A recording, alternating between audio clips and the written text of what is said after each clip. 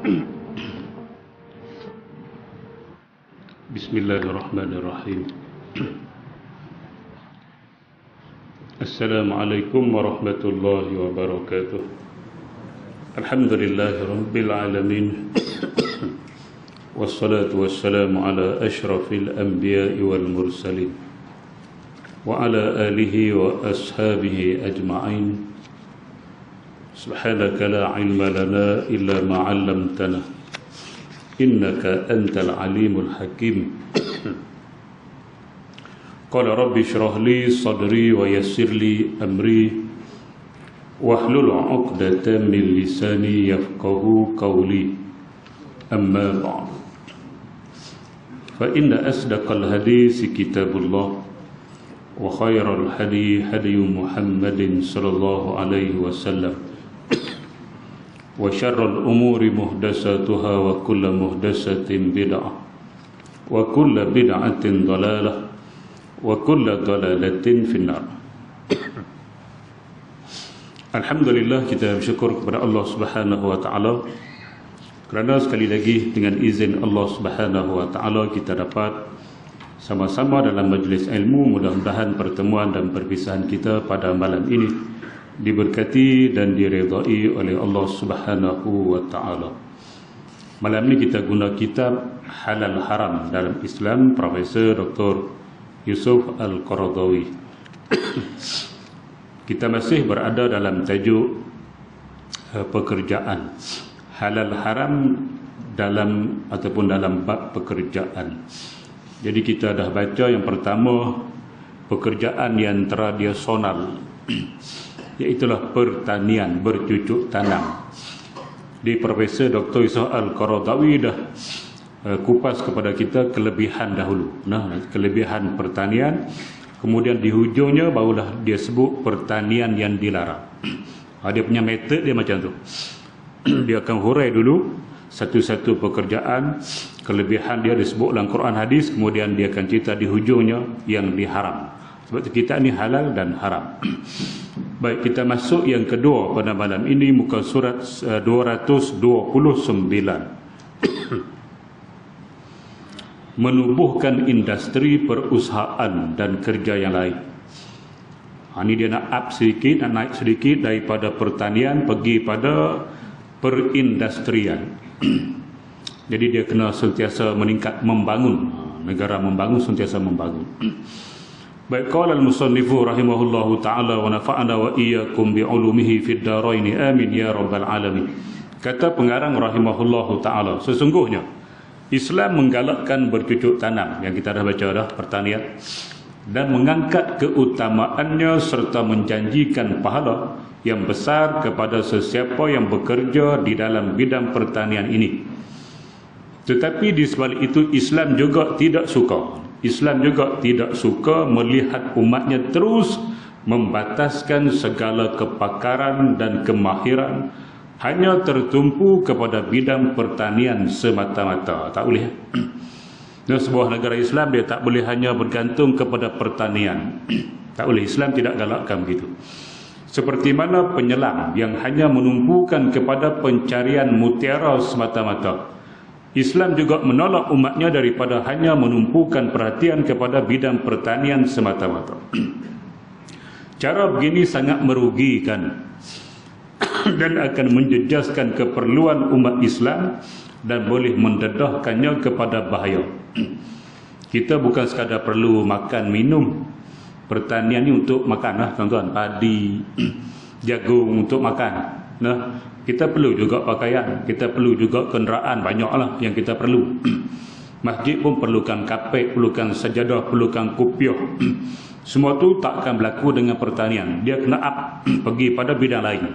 Jadi Islam dia bukan tumpu pada pertanian, pada makan minum semata-mata, bahkan ada banyak lagi yang perlu dilihat. Lantaran itu tidak hairanlah jika Nabi SAW pernah mengatakan bahawa cara seperti itu akan menjadi punca kepada segala bala dan bencana yang bakal mencetuskan kehinaan ke atas umat. Kenyataan ini bertepatan dengan apa yang terjadi pada zaman ini. Baik, tuan-tuan, ibu dan muslimat yang dirahmati, kita tengok hadis Nabi yang pertama. Nabi SAW bersabda, "Iza tabayatum bil 'ainati wa akhadhtum aznab al-baqar wa raditum biz-zar'i wa taraktumul jihad, sallallahu alaikum zullan la yanza'uhu hatta tarji'u ila dinikum aw kama qala." Maksudnya, jika kamu berjual beli dengan barang yang sama, kamu mengambil ekor-ekor lembu menggunakan untuk merotan, dan kamu merelakan diri kamu bekerja di ladang-ladang sahaja, dan kamu meninggalkan jihad, maka kamu akan ditimpakan dari Allah Subhanahu wa taala dengan segala kehinaan yang tidak lagi dicabutnya daripada kamu sehingga kamu kembali kepada ajaran kamu. Itu yang ayat innallaha la yughayyiru ma biqaumin hatta yughayyiru ma bi anfusihim. Tuan-tuan, ibu dan muslimat yang dirahmati, jadi kita tidak boleh menumpukan pada satu urusan sahaja, tapi kita kena lihat benda lain, sebab kita perlukan banyak lagi perkara yang lain menjadi fardu kifayah. Di samping melakukan kerja bercucuk tanam dan pertanian, mesti juga ada pihak yang lain bekerja dalam bidang perindustrian. Dia nak mula masuk tentang perindustrian, perniagaan, dan bekerja dalam sektor yang lain yang dapat menyempurnakan kehendak kehidupan yang baik serta dapat menyempurnakan nilai-nilai umat yang mulia dan dapat memenuhi kehendak negara yang kaya, sebagaimana yang telah ditetapkan oleh para pemimpin dan para ulama sebagai fardu kifayah di dalam agama Islam. Jadi kita bila sebut fardu kifayah, yang kita nampak solat jenazah. Pi mana-mana pun tanya, bagi contoh fardu kifayah, solat jenazah. Tanya pelajar, bagi contoh fardu kifayah, solat jenazah. Hak di masjid pun contoh fardu kifayah, solat jenazah. Sebab dalam kitab-kitab lama dia buat contoh solat jenazah kalau fardu kifayah. Yang tu dalam ibadah, tuan-tuan.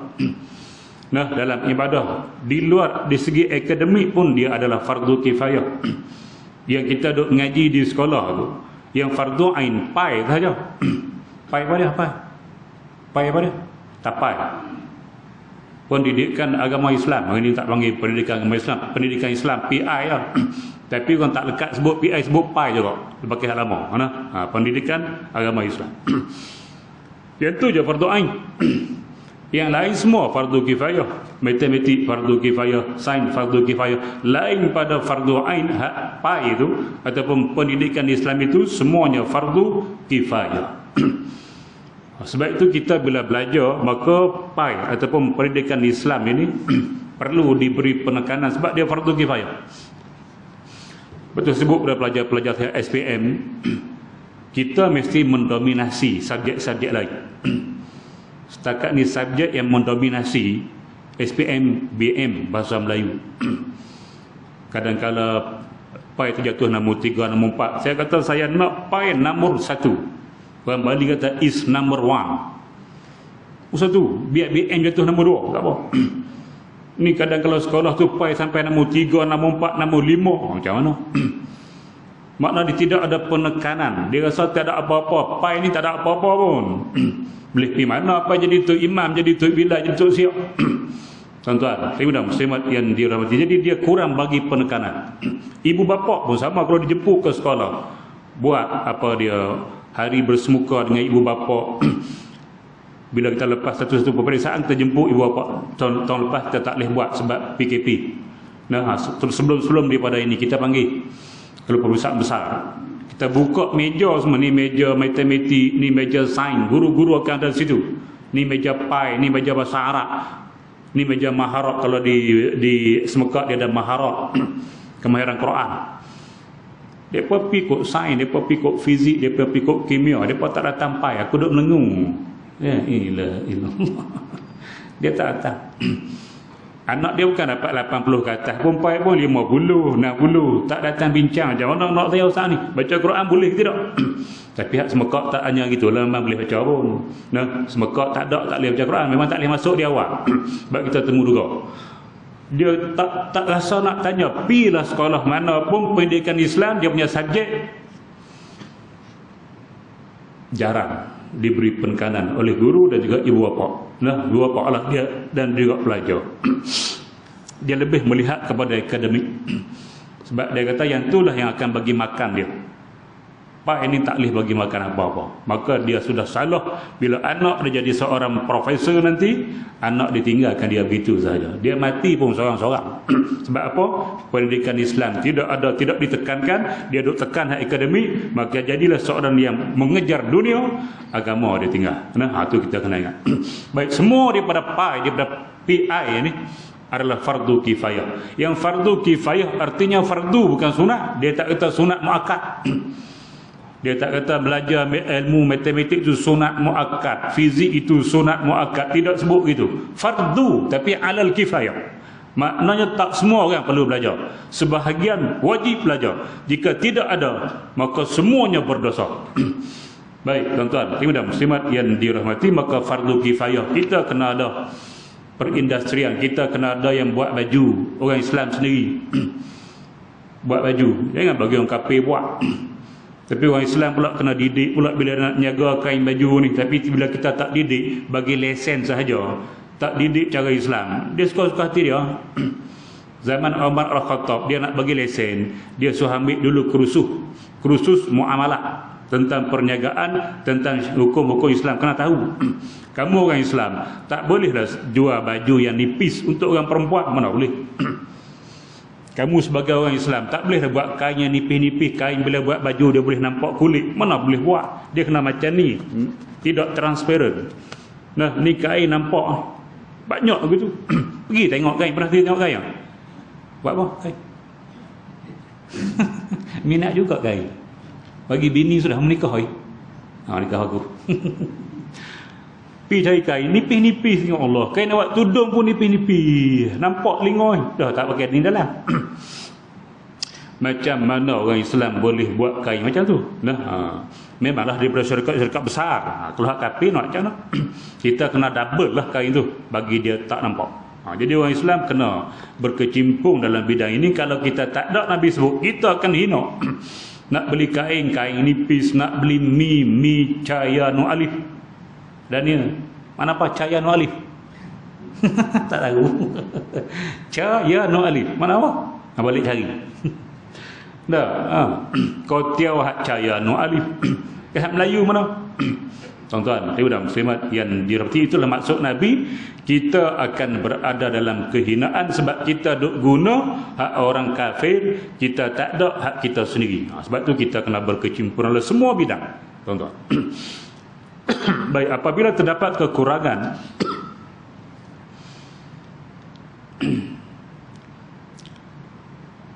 okey, contoh-contoh lah saya nak bagi contoh. Kita baru ni dah viral daging katil gitu. Kita makan apa lama tu.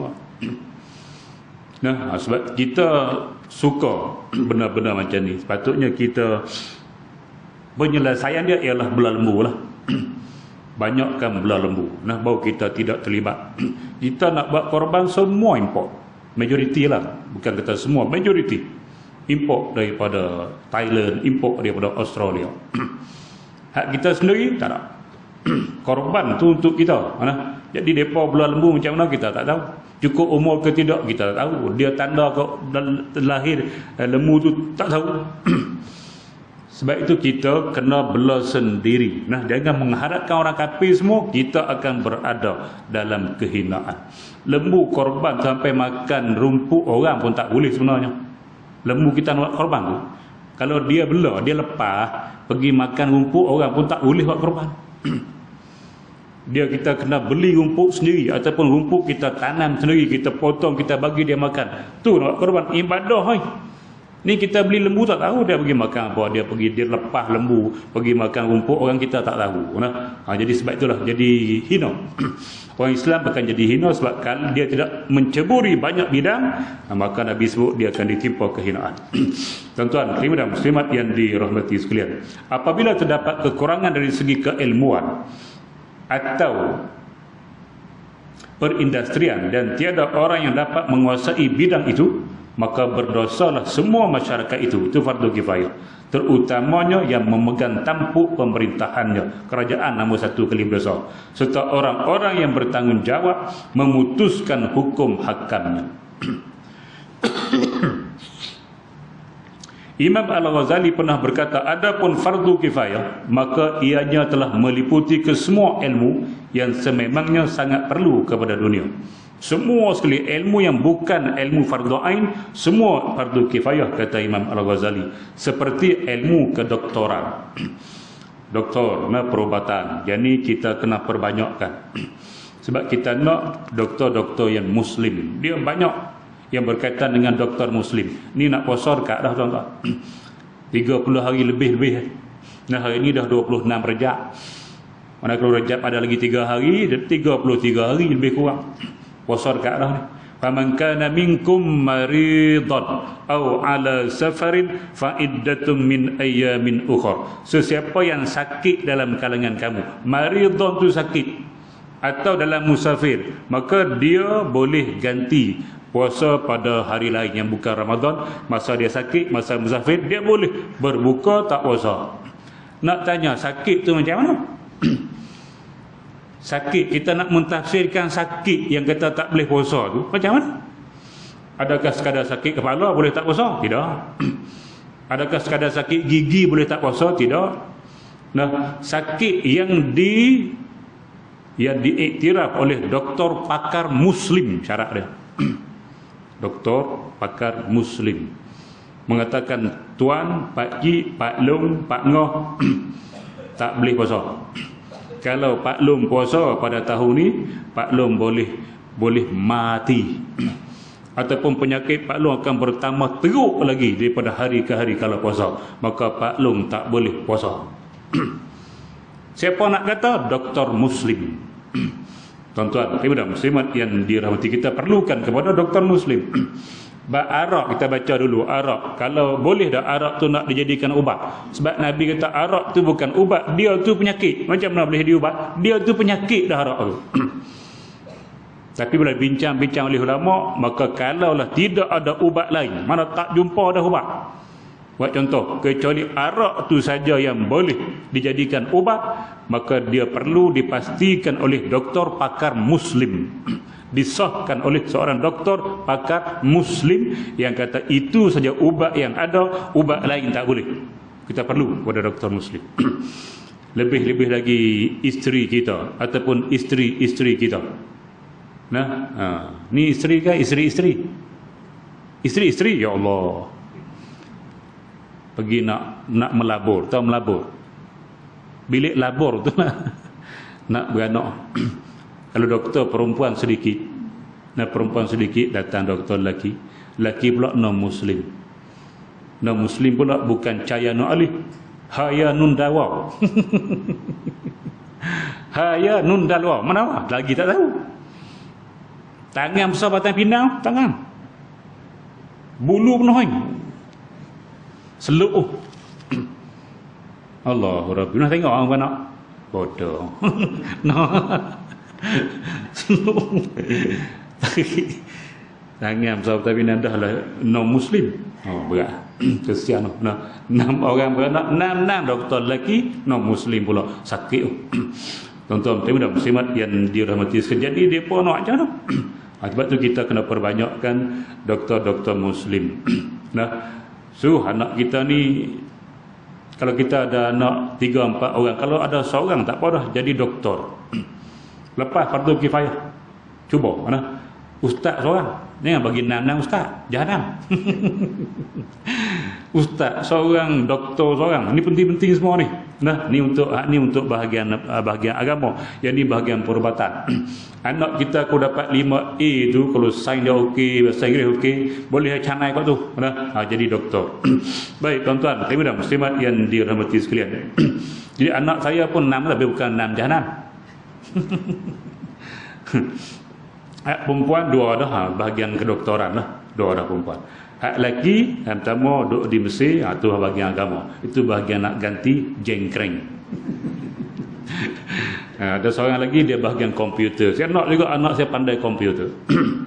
Jadi biar kita ada belakang. Yang ni pakar bahagian ni, yang ni pakar bahagian ni. Bukan nak semua satu channel saja. Boleh, tapi tak apa comel lah. Nah, biar dia jadi berkembang. Baik, tuan-tuan, muslimin dan muslimat yang dirahmati sekalian. Jadi kita perlu ada ilmu kedoktoran, kerana yang demikian itu perlu untuk menjaga kesihatan tubuh badan. Malahan ilmu matematik juga amat perlu dalam bermuamalah seperti berjual beli, pembahagian wasiat dan pewarisan harta pusaka dan seumpamanya. Matematik. Ustaz saya cukup hebat matematik, ustaz saya. Depa lahir zaman Jepun, zaman Inggeris dulu.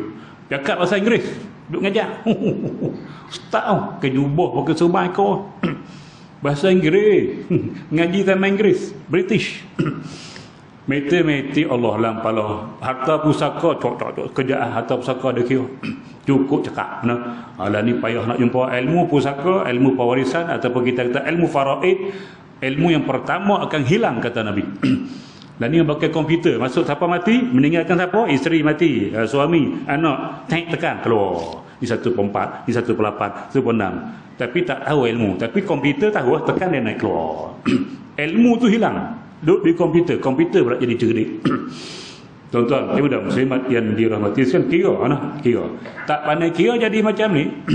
Nyawa dan badan bodoh kira, dekat sebulan kira tak habis. Engkau satu, aku satu. Satu untuk engkau, satu untuk aku. Dua untuk engkau, dua untuk aku. La ilaha illallah. Lah kali, lah habis gitu.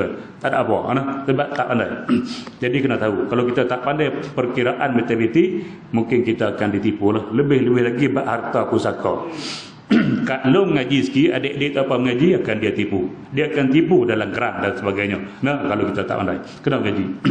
Baik, tuan-tuan, muslimat yang dirahmati sekalian.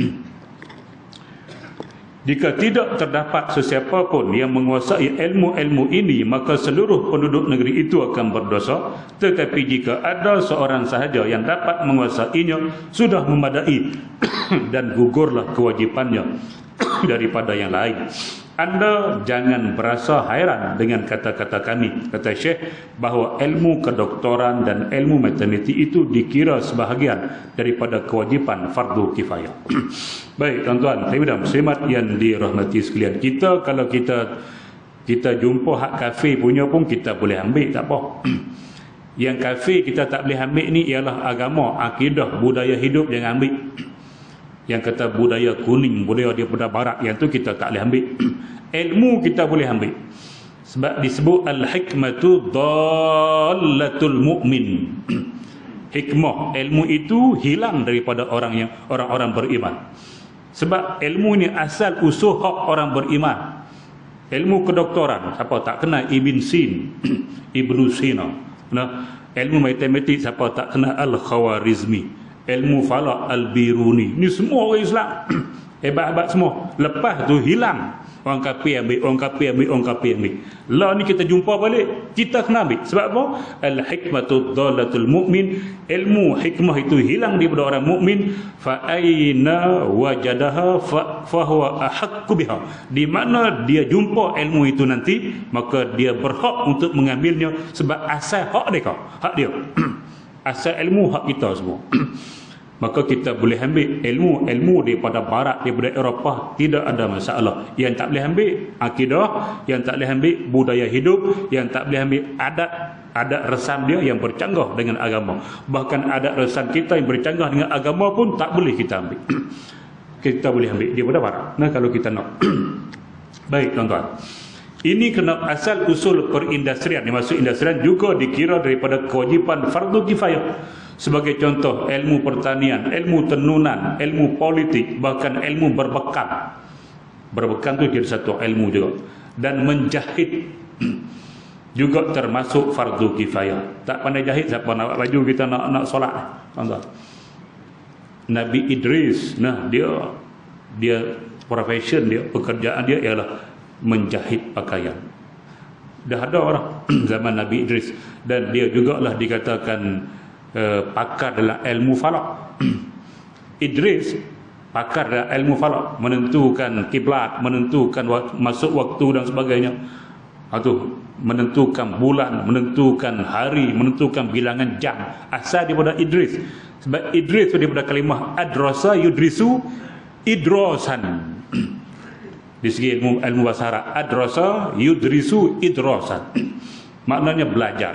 Tapi di segi sama'i ataupun sima'i, kalimah yang didengar daripada Arab, Arab tak sebut idrasan, tapi Arab sebut idris. Dalam bahasa Arab dia ada satu nama dia sorfi. Ya, kita boleh timbang dengan wazan-wazan sorof. Mana kita tak boleh lari dah kalimah-kalimah itu, dia akan duduk di atas wazan tu.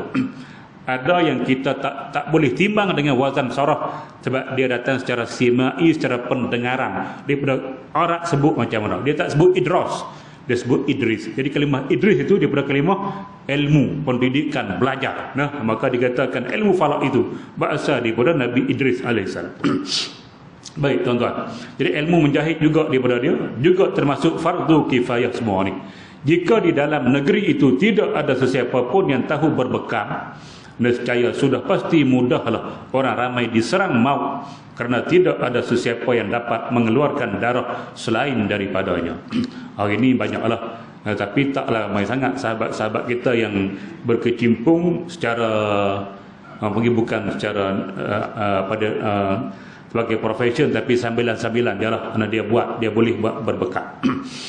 Berbekam cara Allah bukan macam dululah. Dulu dia guna api, dan ni guna vacuum dan sebagainya. Baik tuan-tuan, tapi cara tradisional lagi bagus. Anak jumpa saya buat pakai api, pakai minyak gas. Buat di kepala, nah di tubuh tak ada di kepala. Itu cara lama orang ni buat kat atas tubuh, dia ada cara dia lah. Nah. Baik, ini kerana Allah Subhanahu Wa Taala yang telah menurunkan penyakit itu, dan dia jugalah yang menurunkan penawar. Penyakit datang daripada Allah Subhanahu Wa Taala, dan dia jugalah yang menurunkan penawar atau ubat bagi penyakit tersebut. Ini akidah.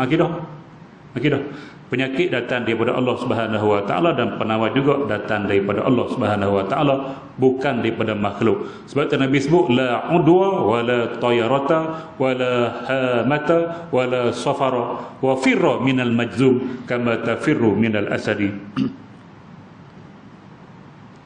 Nabi sebut la udwa, tidak ada penyakit yang boleh berjangkit. Tidak ada penyakit yang boleh berjangkit. Tak payah pakai mask. Tak payah pakai mask. Tak payah pakai. Boleh solat duduk apa? Tak boleh jangkit. Nabi sebut la udwa. Tidak ada penyakit yang boleh berjangkit.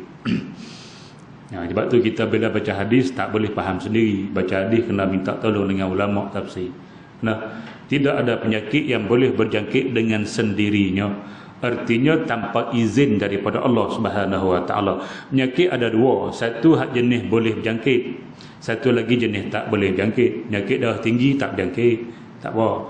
Penyakit dia lemah jantung pun tak berjangkit. Kencing manis pun jenis bukan jenis berjangkit. Hak jangkit ni di antaranya COVID-19. Penyakit penyakit apa lagi, sesama burung ke apa, sesama babi ke apa, penyakit itu berjangkit. Tapi dari segi akidah, penyakit itu tidak boleh berjangkit dengan sendiri, kata Nabi. Dia dengan izin Allah Subhanahu Wa Taala. Jadi COVID-19 ini memang dia berjangkit kerana izin Allah Subhanahu Wa Taala. Kalau Allah tak izin, dia tak akan jadi. Maka kita tak perlulah kata Cina yang buat virus COVID-19. Cina buat, ke Bangla buat. Boleh buat virus hebat Dan kalau dia boleh buat sekalipun, Allah tak izin, dia tak akan berjangkit, tak akan jadi memang. Sebab tu Nabi sebut tidak ada penyakit yang boleh berjangkit dengan sendirinya tanpa izin Allah Subhanahu Wa Taala. Sebab itu hak jadi pakar-pakar perubatan yang berubat orang lah. Yang berubat orang, lebih-lebih lagi perubatan tradisional, dia kena jaga, dia tak boleh sebut ini buatan orang. Penyakit ini buatan orang. Mana orang yang hantar, sihirkan dia, santau dia. Memang manusia yang buat, tapi penyakit itu tidak akan kena pada seseorang tanpa izin Allah Subhanahu Wa Taala. Bila Allah izin baru kena. Bila Allah tak izin tak kena, walaupun dia buat. Dia pakai gambar kita, dia cucuk jarum macam-macam. Bila Allah izin baru jadi sana sihir. Kalau Allah tak izin tak jadi. Makna semuanya Allah datang daripada dia, bukan daripada umum. Sebab tu kita tak boleh kata ini buatan orang. Kita disuruh untuk berubat saja. Oh, kamu ni ada penyakit ni, Allah bagi penyakit pada kamu, ni kita berubat je. Itu cara dia. Jangan sebut buatan orang. Buatan orang ni satu apa dia? Apa dia? Apa dia? Mengandung. Itu sah buatan orang. Nak berubat tapi duk kata buatan orang ni payah. Okey. Di samping itu Allah Subhanahu wa taala jugalah yang menunjukkan kepada kita cara-cara menggunakannya serta dijadikan sebab untuk tujuan itu. Maka tidak dibolehkan manusia untuk mendedahkan diri kepada kebinasaan kerana atas kecuaian dirinya. Tak boleh dedah. Mana kita nama ni, inilah nama dia SOP lah. Dalam bab penyakit SOP itu kena jagalah. Kalau kita tak jaga, memang kita mendedahkan diri kepada kemudaratan. Jadi kita kena jaga sampailah ia selesai. Lagi tak selesai, jangan duduk ni. Tapi kita lihat masyarakat kita bila dah turun kes, dia mula panggil lama. Tuan-tuan, saya mudah muslimat yang dirahmati sekalian. Baru ni, saya pergi Terengganu ni. Tak apalah saya pergi Terengganu tu. Hari tu juga keluar surat khabar viral kata kenduri tahlil kan. Tengok. Buat mudah cara tu je lah. Jenis kita jenis buat mudah. Tak apa dah. Mana ada 9 orangnya. Meletup pula dah. Habis kena gen tahlil. Tuan-tuan, saya sudah muslimat yang dirahmati. Ini pengajaran. Jangan kita rasa benda ni tak ada. Benda ni berada dalam komuniti. Maka kita kena sentiasa jaga sampailah selesai, insya-Allah. Nah, tuan-tuan. Jadi kena teruskan jaga SOP itu. Ni mesti nak kenduri ni payah. Nak pergi salah, tak pergi salah. Jadi semua serba salah. Ni minggu depan ni depa panggil pula 7 ekor lembu. Allah. Aku kata hang tak tahu ke PKPB 7 ekor lembu nak buat kenduri. Anak tunggal kot. Kira hak tu yang pertama, tak akhir tak kira dah PKP ke PKPB ke PKPPP ke. Tujuh ekor lembu. Allahu Rabbi. Saya tak nak datang banyak-banyak. Kita pun takut nak pergi ramai-ramai, takut apa. Dia main merata. Nah, baik. Tuan-tuan, saya sudah muslimat yang dirahmati, maka kena jaga. Sebab kalau kita tak jaga, kita mendedahkan diri kepada kemudaratan. Al-Quranul Karim pula telah menunjukkan kepada kita berbagai-bagai cara di dalam bidang perindustrian. Disebutkan semua itu adalah sebagai suatu nikmat daripada kurniaannya. Sebagai contoh di mana Allah Subhanahu wa taala menceritakan tentang kerja Nabi Daud alaihissalam dalam kitabnya. Dia nak mula bawa dalil-dalil yang kata perusahaan itu ada dalam Quran, disebut dalam Quran. Yang pertama firman Allah Subhanahu wa taala, a'udzubillahi minasyaitonir rajim.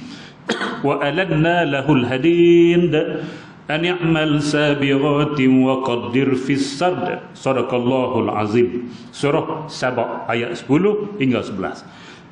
Wa alanna lahul hadid, dan kami juga telah melembutkan besi baginya. Nya tu Nabi Daud alaihissalam. Serta kami wahyukan kepadanya, buatlah baju-baju besi yang luas labuh dan sempurnakanlah jalinannya sekadar yang dikehendaki.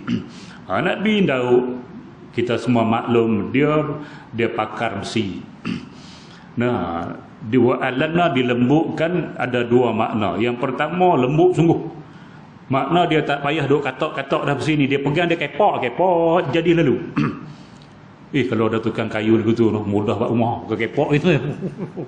Cepat ni nak kena tarik, nak kena ketuk, macam-macam nak buat. Dia buat macam tali, buat jali macam tali jadi. Satu pendapat. Ada pendapat dilembutkan bagi Daud ini besi, bukan lembut, besi keras juga. Cuma dia pegang besi jadi macam-macam. Dia pegang besi aja boleh jadi macam-macam. Mana dia pakar besi lah. Nah, dia macam pakar kayu lah. Dia pegang kayu je macam-macam boleh jadi. Kerusi boleh jadi, meja boleh jadi, macam-macam. Boleh pegang kerusi. Sebab dia pakar kayu. Gitu. Nah, jadi dia pakar besi. Besi bila tiba di tangan dia, maka dia akan buat. Di antara benda dia buat disebut dalam Quran ialah baju besi. Baju besi dia buat. Nak beda tahu. Mana kita boleh bayangkan, bukan dia ada mesin. Ada mesin tak bawa nak potong besi, macam mana dia boleh potong besi buat baju besi tu kata kepakaran dia yang Allah bagi pada dia. Nah, mungkin lembut sungguh besi tu, dia boleh tarik ikut suka hati dia. Baik tuan-tuan, itu nama dia perusahaan. Ni bukan pertanian. Nah, dia bukan tanam pokok, dia buat perusahaan besi yang berkaitan dengan yang bersumburkan besi. Baik, firman Allah Subhanahu wa taala lagi, wa 'allamnahu sun'ata labusin lakum litusinakum min ba'sikum fahal antum syakirun. Maksudnya, dan kami mengajar Nabi Daud membuat baju-baju besi untuk kamu, untuk menjaga keselamatan kamu dalam mana-mana peperangan kamu, maka adakah kamu sentiasa bersyukur? Ini bukti kepada kita, tuan-tuan dan muslimat yang dirahmati sekalian. Islam ni bukan kata masjid aja. Islam bukan kata di masjid surau sahaja. Islam dia banyak cabang dia. Hak masjid surau ni bahagian ibadah. Dia ada di luar pada masjid surau, dia ada bahagian-bahagian lain. Juga Islam galakkan dan Islam suruh. Contoh Nabi Daud, Allah bagi contoh pada kita, dia sebagai tukang besi, buka perusahaan besi ini. Baik tuan-tuan dan muslimat yang dirahmati sekalian. Kita pun ada ustaz-ustaz kita, bukan kita pandai mengajar, pandai pomeng kereta. Buka bengkel kereta, dia baling ada 2-3 orang ustaz. Jadi boleh dia mengajak masjid pun boleh, buka bengkel kereta pun boleh. Jadi 2-3 benda dia boleh buat. Baik. Kemudian Allah Subhanahu wa taala menceritakan pula kepada makhluknya berkenaan dengan diri Nabi Sulaiman, anak pada Nabi Daud pula. Ingat di Malaysia ni ada manusia nama dia Sulaiman bin Daud. Ingat siapa dia? Sulaiman bin Daud, ingat siapa dia? Menteri. Inna buat nak tahu apa? Sulaiman bin Daud. Di antaranya dia pernah jadi menteri pendidikan dulu.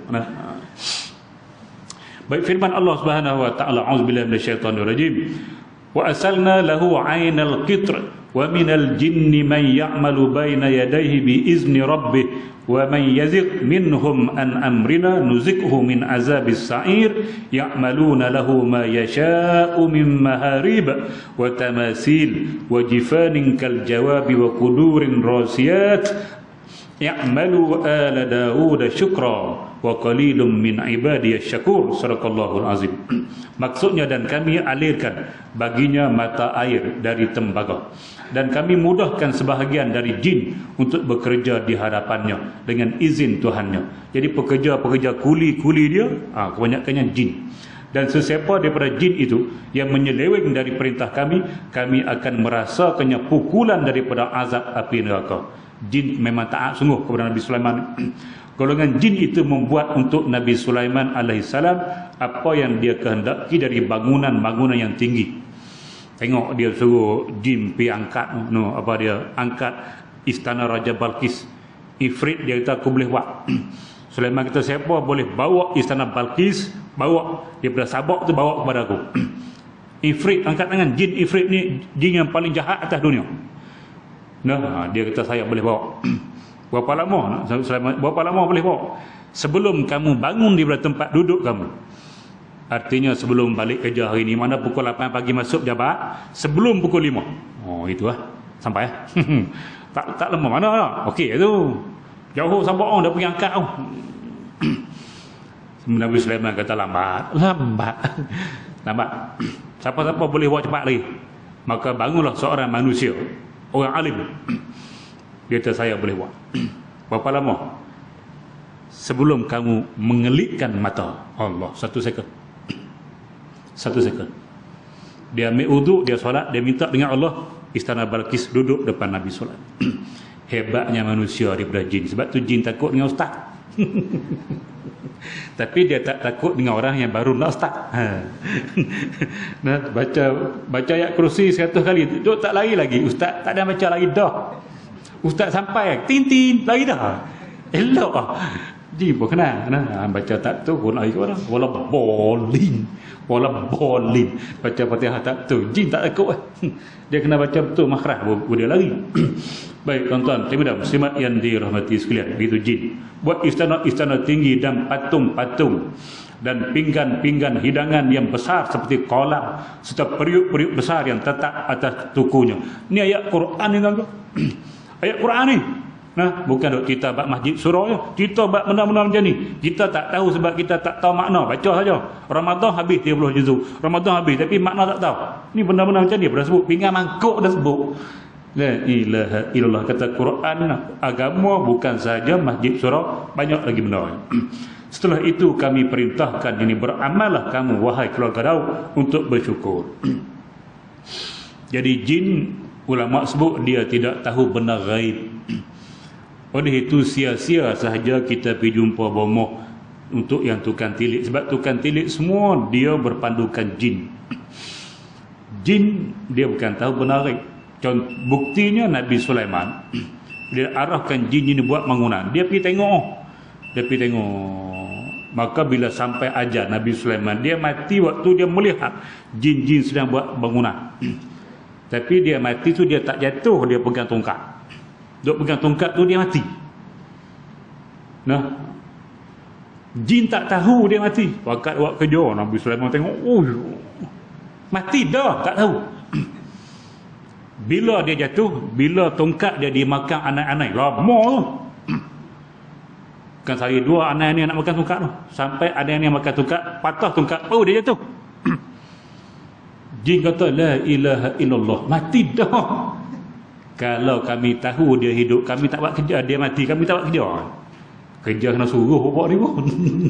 Okay, tak tengok. Dia macam itulah.